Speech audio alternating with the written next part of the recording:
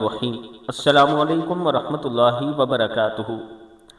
حضرت انس رضی اللہ تعالیٰ عنہ فرماتے ہیں کہ رسول اکرم صلی اللہ علیہ وآلہ وسلم نے فرمایا، جس آدمی نے فرض نماز کے بعد پڑھا، چھوٹی سی دعا آپ کو بتانے جا رہا ہوں، اگر آپ یہ دعا ہر فرض نماز کے بعد 3 مرتبہ پڑھ لیتے ہیں تو اللہ تعالیٰ آپ کی بخشش فرما دے گا۔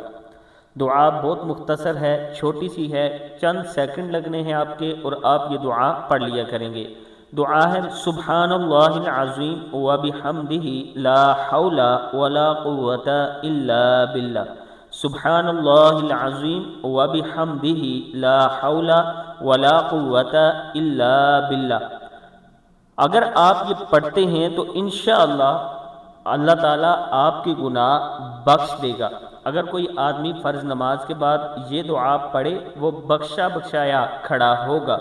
دعا ہے سبحان اللہ العظیم وبحمدہ لا حول ولا قوة الا باللہ۔ اللہ تعالیٰ ہم سب کو اس پر عمل کرنے کی توفیق عطا فرمائے۔